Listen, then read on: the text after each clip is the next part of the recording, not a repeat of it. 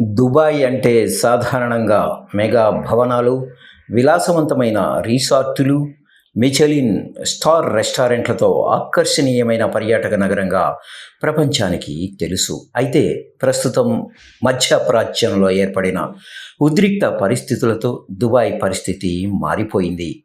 America, Israel దేశాలు ఇరాన్పై దాడులు ప్రారంభించిన తర్వాత భద్రతా ఆందోళనలు పెరగడంతో దుబాయ్ నగరం క్రమంగా వెలవెలబోతూ గోస్ట్ టౌన్ను తలపిస్తోంది.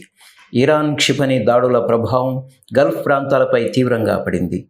ఈ ఉద్రిక్త పరిస్థితుల నేపథ్యంలో దుబాయ్లోని పలు బీచ్ బార్లు, స్విమ్మింగ్ పూల్స్, పర్యాటక ప్రదేశాలు ఖాళీగా కనిపిస్తున్నాయి. గూచీ వంటి హై ఎండ్ దుకాణాలు కూడా తాత్కాలికంగా మూతపడ్డాయి.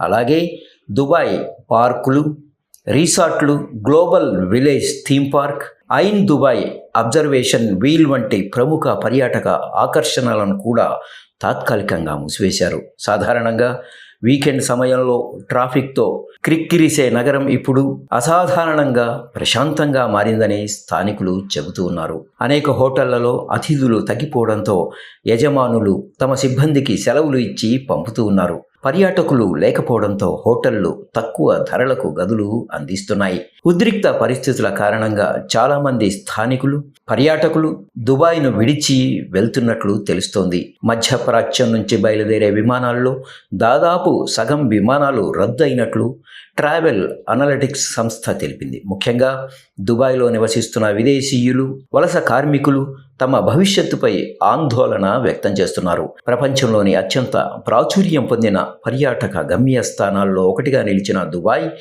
గత సంవత్సరం 19.59 మిలియన్ల మంది పర్యాటకులను ఆకర్షించింది. అయితే ప్రస్తుత ఉద్రిక్త పరిస్థితుల వల్ల నగర ఆర్థిక వ్యవస్థపై ప్రభావం పడే అవకాశం ఉందని నిపుణులు చెబుతూ ఉన్నారు. అధికారులు మాత్రం తప్పుడు సమాచారం వ్యాప్తి చెందకుండా జాగ్రత్తలు తీసుకుంటూ ప్రజలు ధృవీకరించని సమాచారాన్ని పంచుకోరాదని వారు హెచ్చరిస్తూ ఉన్నారు.